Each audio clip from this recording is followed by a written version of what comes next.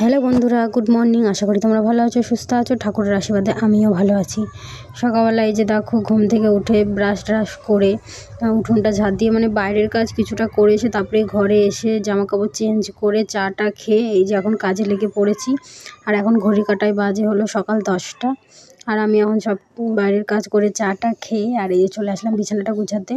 আর এই যে দেখো, বিছানাটা গুছিয়ে নিচ্ছি। আর প্রতিদিনই ভাবি একটু তাড়াতাড়ি উঠবো, এমনকি ঘড়ির ফোনের মধ্যে অ্যালার্মও দিয়ে রাখি যে 7টা থেকে 7:30 8টার মধ্যে উঠে যাবো, কিন্তু কী জানি কী করে 9টা বেজে যাচ্ছে। সেই অ্যালার্ম বন্ধ করে আমি ঘুমাচ্ছি। এত ঘুম হচ্ছে কিছুদিন ধরে, বুঝতে পারছি না, জানি না কেন এরকম হচ্ছে। আর এমনিও শরীরটা খুব একটা ভালো যাচ্ছে না, খুব একটু দুর্বল লাগছে। এই জন্য ঘুমিয়ে বেশ পোষাচ্ছে না। এদিকে দুপুরবেলাও ঘুম আসছে না। দুপুরবেলা ঘুমালে অনেক রাত পর্যন্ত জেগে থাকছি, এই জন্য দুপুরবেলাও ঘুমাচ্ছি। আর তোমাদের সাথে আমি ঠিকঠাক যোগাযোগটা রাখতে পারছি না, কারণ এই কারণেই যে আমি ঠিকমতো ভিডিও দিতে পারছি না। কি জানি কেন, একদিন বন্ধ করলে 1 সপ্তাহ বন্ধ হয়ে যাচ্ছে। ভাবি প্রতিদিনই ভিডিও দেবো, যে মিনি ব্লগ হলেও দেবো, তোমাদের সাথে আমার বেশ যোগাযোগটা বেশ ভালো থাকে, কিন্তু আমি দিতে পারছি না। কি জানি কেন এরকম হচ্ছে। তার মধ্যে বাড়ির সামনে অনুষ্ঠান ছিল, সেই জন্য ভিডিও আমি টাইমে দিতে পারছি না। বাড়িতে লোকজন ছিল, তাদের সাথে তাদের খাওয়া দাওয়া সবই তো আমার উপরে, বাড়ির সব সব কাজে আমার উপরে। তারপরে আমার নিজের ছেলেটাও রয়েছে, ওকেও আমার সবই দেখতে হবে, কোনো কিছুই বাদ নেই। খাওয়ানো থেকে শুরু করে A to Z ওর আমার দেখতে হয়। যদি কে একজন হাতে করে দিত তাহলে বেশ ভালো হতো, তাহলে হয়তো আমি তোমাদের টাইম দিতে পারতাম, কিন্তু আমার হাতে করার জন্য কেউ নেই। এই জন্য আমি তোমাদের একদমই টাইম দিতে পারছি না। বন্ধুরা, তোমরা প্লিজ আমার পাশে থেকো, সাথে থেকো। আর এই যে দেখো, ছেলেকে লুচি ভেজে দিয়েছি, ও লুচি খাবে বলছিল, ওকে লুচি ভেজে দিয়েছি।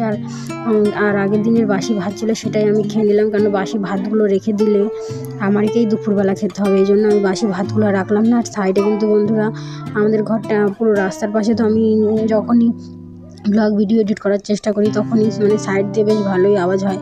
আর রাত্রেবেলা তো হবেই না। রাত্রেবেলা তোমাদের দাদা থাকে, ও তো কী বলবো, এমনভাবে ঘুমায়, ওর জন্য আমি আরও ভিডিও এডিট করতে পারি না। আর রাত্রেবেলা ফোন ঘাটাও পছন্দ করে না, এই জন্য আমি করি রাত্রেবেলা ফোন ঘাটি ঠিকই, সেরকমভাবে করি না। আর এই যে দেখো, সকালবেলা নিজেও খাওয়া দাওয়া করে ছেলেকেও একটুখানি খাইয়ে এই যে চলে আসলাম এখন বাসন মাজতে। আর সত্যি কথা বলতে শাশুড়ি বাড়ি নেই, এই জন্য নিজের মনের মতন করে ব্লগ ভিডিওটা করতে পারছি, বাট ঠিক টাইম মতো তোমাদের সাথে শেয়ার করতে পারলাম না, একটু লেটই হয়ে গেল। অনেক ভিডিওই ছিল আমার কাছে, সেগুলো আমি তোমাদের সাথে ঠিক মতো শেয়ার করতে পারিনি। আর এই যে সব থালা বাসন আজকে বাইরে নিয়ে এসেছি, কেন ঘরে আমি মাজতে পারতাম না, এত থালা বাসন পুরো ঘরটাই ভিজে যেত।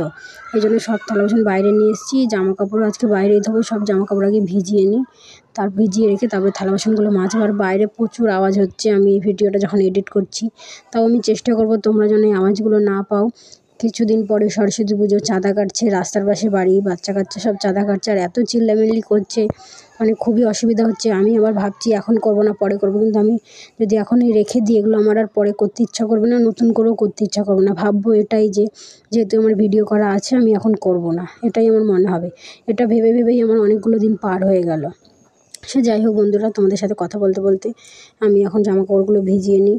জামাকাপড়গুলো না ভেজালে তো হবে না। আর আমি প্রতিদিনই কেচে দিই। যদি মনে করি যে রেখে দেবো, তাহলে আমার অনেক হবে, আমি কেচে সারতে পারবো না। শীতের দিনে ভালোও লাগে না, ঠিকমতো রোদও ওঠে না, একদিন ওঠে তো আরেকদিন ওঠে না। এই জন্য আমি প্রতিদিনই কেচে দিই। আর আমার সত্যি কথা বলতে আমার জামাকাপড়ও প্রচুর হয়। আমার ছেলেও খুবই দুষ্টু, ওর জন্য আরও বেশি হয়। ও খুব নোংরা করে জামাকাপড়। সত্যি কথা বলতে ও তো ছোটো মানুষ, এখনও বোঝে না, তাই জন্য ওটা ধুয়ে দিই, প্রতিদিনই ধুয়ে দিই। আর ছোটো মানুষ তেল তো মাখে, ওকে তেল মাখানো হয়, আর ওর তেলের জন্যই জামাকাপড়টা আরও বেশি নোংরা হয়। আমিও মাখি, কিন্তু আমাদের থেকে ওরটা বেশি নোংরা হয়। ও তো এখনও বোঝে না, খেয়েই গায়ে মুছে নেয়, যে কোনো জিনিস গায়ে মুছে নেয়। এই জন্য আমি ওর জামাকাপড়গুলো রেগুলারই ধোয়ার চেষ্টা করি। ওরগুলো ভেজানো হয়ে গেছে, এবার চলে আসলাম থালা বাসনগুলো ধুয়ে ফেলতে। থালা বাসনও আজকে কয়েকদিন ধরে প্রচুর হচ্ছে, ধোয়া হচ্ছে না। আমি অন্যান্য সময় বেশি নেই, টুকটাক কিছু করে ধুয়ে রেখে দিই, যেন আমার বাইরে না আসতে হয়। কিন্তু বাইরে আসতে গেলে একটা এক্সট্রা ঝামেলা, সব কাজ গুটিয়ে তারপরেই আমাকে থালা বাসন মাজতে বসতে হয়। আর ওখানে হয়তো কোনো ভাত তরকারি বসিয়ে দিয়ে আমি থালা বাসন মেজে নিই, ছেলের খাবার করতে গেলেও বসিয়ে তারপরে মেজে নিই। এই যে থালা বাসনগুলো ভিজিয়ে নিয়েছিলাম, তারপরে এই যে মেজে নিচ্ছি। আর তারপরে সাবানও ছিল না, বাড়ির সামনে দোকান আছে, তাই সেখান থেকে গিয়ে বাসন মাজার সাবানটাও নিয়ে আসলাম। আর তোমার বাড়ির সামনে দোকানটা আছে বলে আমার অনেকটা সময় সেভ হয়, মানে যে কোনো জিনিসের জন্য। মুদিখানা দোকান, তাও কিছু কিছু সময় যখন থাকে না তখন আমাকে অন্য দোকানে, আমাদের অন্য দোকানে খুব একটা যেতে হয় না, এমার্জেন্সির জন্য সামনেই যাই। আমাদের মাস কাবারি মাল আসে, সে আমার অতটা অসুবিধা হয় না, কিন্তু টুকটাক যখন না থাকে ভুলে যাই বলতে, তখনই আমাকে দোকানে যেতে হয়। সে যাই হোক বন্ধুরা, তোমাদের সাথে কথা বলতে বলতে আমার প্রায় অনেক বাসন মাজাও হয়ে গেছে। সত্যি কথা বলতে বন্ধুরা, শরীর ভালো থাকলে সব কাজই করতে ইচ্ছা করে। তারপরেও কিছু মানুষ দেখে কাজগুলো এমনভাবে ফেলে রাখে, মনে হয় আমার অনেক টাইম, আমার বাচ্চা বড় হয়ে গেছে, এগুলো যদি বাড়ির লোক না বোঝে তাহলে কী করে হবে? সব কিছু আমার ভরসায় ফেলে রাখলে হবে? আমিও তো কাজে খুব এক্সপার্ট ছিলাম না, বাট এই শ্বশুরবাড়িতে এসে এখন নিজে সব কিছু নিজেকেই করতে হবে, এটা ভেবে মনকে সান্ত্বনা দিয়ে নিজের সব কাজ নিজেই করি, কাউকে কোনো কিছু করতে দিই না। কিন্তু সেটা করলে তো হবে না, আমার ছেলেটা তো এখনও ছোটো, ওর দিকেও তো তাকাতে হবে, কেউ বোঝে না। মানে কি বলবো, আমি সত্যি ভাগ্য করে একটা শ্বশুরবাড়ি পেয়েছি, মানে আমার আর কিছু বলার নেই, সত্যি কথা। সে যাই হোক, আমার বয়স্ক শাশুড়ি, উনি করতে চায় না, কি করব, উনি না করলে? ওনাকে তো আমি আর জোর করে করাতে পারি না, ভালোও লাগে না, কি করব। আমার শরীরটা মাঝে মাঝে খারাপ হলেও আমি শুয়েও থাকি না, আমার একদমই ভালো লাগে না। সে যাই হোক, আমার থালা বাসন মাজা হয়ে গেছে, ওই যে ঘরে রাখতে যাচ্ছি। ঘরে রেখে আসতে গেলে দেখো ডিস্টেন্স কতটা, ভালো লাগে না আমার অত দূর থেকে থালা বাসন এনে আবার মেজে নিয়ে যেতে। বারবার যেতে ইচ্ছা করে, ঘর মুছে আসলে আমাকে বারবার যেতে হয়, সে আমি নোংরা করে দিই ঘর। দেখো এই যে জামা কাপড়গুলো ভিজিয়ে রেখেছিলাম, এখন কেচে নিই। মানে কী বলবো, আমার মোটরও চালাচ্ছি না, কারণ কলের জলটা বেশ ভালোই, মোটর চালালেও গরম জল বেরোবে, কিন্তু কী করব এখন কিছুদিন, এখন কলটা একটু কাজ করি, কলটা ব্যবহার না করলে তো আবার খারাপ হয়ে যাবে, তাই না? তাই জন্য কলটাও ব্যবহার করছি। আর সত্যি কথা বলতে কি, আগাগোড়া তো কলেই কাজ করে অভ্যস্ত আমি, কিন্তু এই বাচ্চা হওয়ার পর তখন একটু অসুবিধা হবে, কাজ করতে বারণ করেছিল, তাও করেছি। এখন তো ভুগতেই হবে, এখন কিছুদিন পর পরই শরীরের তো অসুবিধা হয়, মাজার ব্যথা যাকে বলে, এটা ম্যাক্সিমাম মাদেরই হচ্ছে, আমারও হয়, কিন্তু এই ঠান্ডায় মনে হচ্ছে আমার একটু বেশি হচ্ছে, খুবই ভুগছি আমি এই রোগটার জন্য, জানি না কী করে কমবে।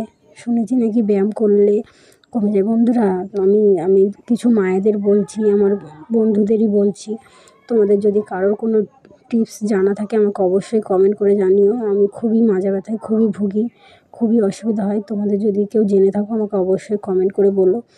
আর আমার সব বন্ধুদের বলছি, তোমরা যারা নিজেদের অপচয় টাইম নষ্ট করে আমার ভিডিও দেখো, আমার ভিডিওর জন্য অপেক্ষা করে বসে থাকো, তাদেরকে অনেক অনেক ধন্যবাদ ও অনেক অনেক ভালোবাসা।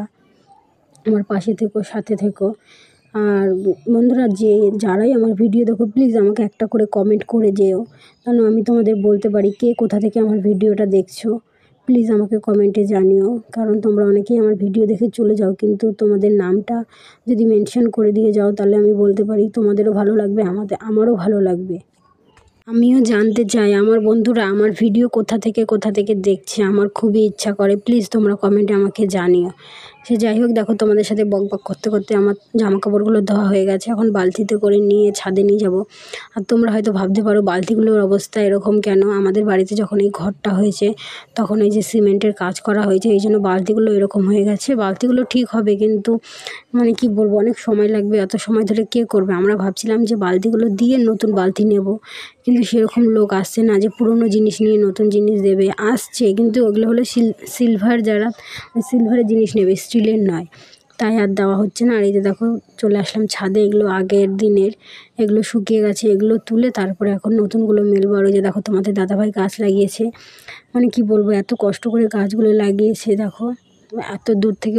তোমার দাদাভাইয়ের একটু তো শরীরটা ভারী, ও নিচের থেকে ছাদে করে, নিচের থেকে সব মাটি বস্তা ভর্তি গাছগুলো ছাদে, গাছগুলো তো উপরে লাগিয়েছে, গাছগুলো দেখো বেশ ভালোই লাগছে, মাথায় করে এনে এগুলো সব এখানে লাগছে। অনেক গাছ আছে, তোমাদের সাথে এখন তো শেয়ার করতে পারছি না, কোনো একটা সময় তোমাদের সাথে আর গাছগুলো শেয়ার করব, দেখবে খুবই সুন্দর হয়েছে। আমি কিন্তু গাছগুলো যত্ন করতে পারি না, তোমার দাদাভাই করে, তার সাথে সাথে তোমার দাদাভাইয়ের ছেলেও করে, মানে আমাদের বাবুও করে, ও গাছে জল দিতে খুবই পছন্দ করে। আর সত্যি কথা বলতে ওর জলের নেশা খুব, মানে জল দেখলেও নিজেকে স্থির রাখতে পারে না, জল থেকে খুব দুষ্টুমি করে, শয়তানি করে, জামা কাপড় ভিজিয়ে ফেলে, মানে আমাকে ডবল ডবল খাটনিও করায়।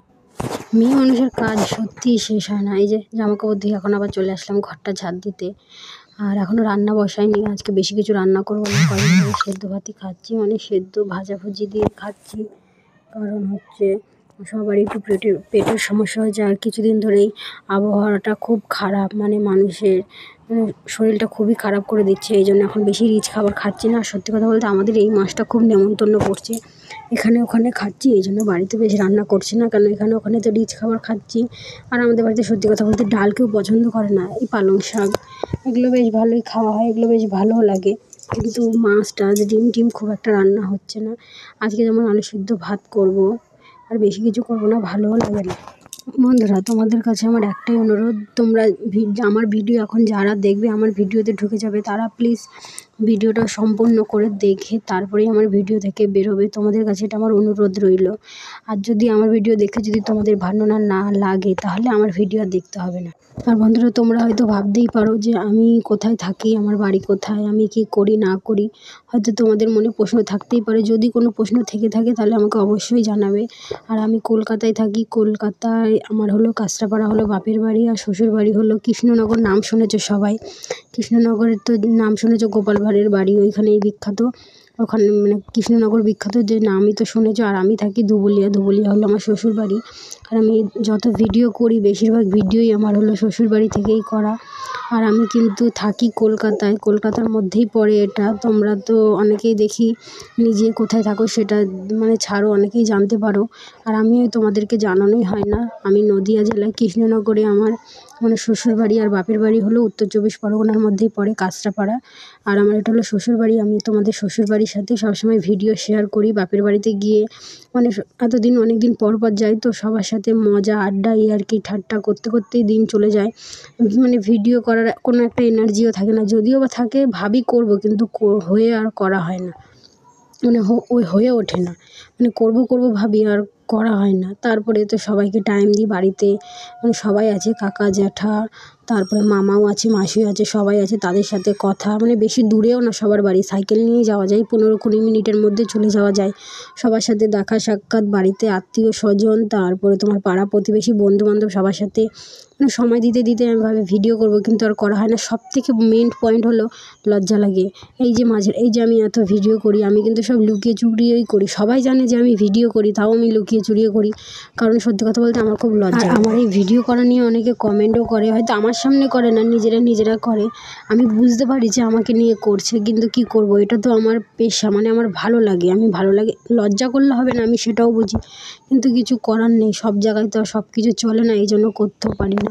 আর আমি সত্যি কথা বলতে খুব ফেমাসও না, এই জন্য যেইটুকুনি ভালো লাগে, যেইটুকুনি লুকিয়ে চুরিয়ে করা যায় সেইটুকুনি করি। এই যে এখন যে ভিডিও করছি, আমি কিন্তু এখনও লুকিয়ে চুরিয়ে করছি, যেন কেউ দেখতে না পায়। আর মানুষের তো জানোই খাঁটি করা অভ্যাস, যদি একটা 19-20 কিছু দেখে, এর কানে ওর কানে তুলে দেবে। তারপরে তো সত্যি কথা বলতে সবাই মান সম্মান বাঁচিয়েই চলে। কোনোদিনও করিনি, এখন হুট করে করছি, তাদের একটু খারাপ লাগবেই, কিছু করার নেই। আর আমিও বুঝি, কিন্তু কি করব, আমারও তো মানে আমাকেও তো ভালো থাকতে হবে, এই জন্যই করি। আর এই যে এখন চলে আসলাম রান্না বেশি কিছু করব না, ওই যে আলু সিদ্ধ দেবো আর টমেটো সিদ্ধ দেবো, আর বেশি কিছু করার নেই। আর সত্যি কথা বলতে খাওয়ারও লোক নেই, তোমাদের দাদাভাই ডিউটি চলে গেছে। দেখো, এবার তো আমি ভাতটা বসিয়েই দিয়েছি, আর এই যে এখন টমেটো আর আলুটা কেটেও নিয়েছি। টমেটো কাটবো না, টমেটোটা সেদ্ধ দিয়ে দেবো। আর এই ভাতটা বসিয়ে দেওয়ার সাথে সাথে আমি কিছু কাজও করে নেবো, সেটা হলো এই ঘরটা ঝাঁট দিয়ে নেবো, ঘরটা ঝাঁট দিয়ে আবার মুছেও নেবো। আর এই যে দেখো ভাত বসিয়ে দিয়েছি, আর এই যে টমেটোটা একটু পরে সেদ্ধ দেবো। আর এই যে চলে আসলাম এখন ঘর মুছতে, ঘরটা মুছে নেবো, ঘরটা মুছে তারপরে তোমার হচ্ছে আরও কিছু কাজ আছে, সেগুলোও করবো। আর তোমাদের সাথে ঘর ঝাড় দেওয়াটা শেয়ার করতে পারলাম না, কারণ ওটা আমার আগে হয়ে গেছিলো। এই ঘর মোছাটাই শেয়ার করলাম। আর ঘর মুছতে বেশি সময় লাগে না। আর আমাদের এই নতুন ঘরটা আমি প্রতিদিন মুছি না, একদিন অন্তর অন্তর মুছি। আর এই ঘরটা প্রতিদিনই মুছি, কারণ তোমাদের দাদাভাই এই বারান্দায় গাড়িটা তোলে তো, আর দুনিয়ার মানে রাস্তা দিয়ে যখন আসে তখন টায়ারে অনেক মানে মাটি লেগে থাকে, সেগুলো সব ঘরের মধ্যে পড়ে।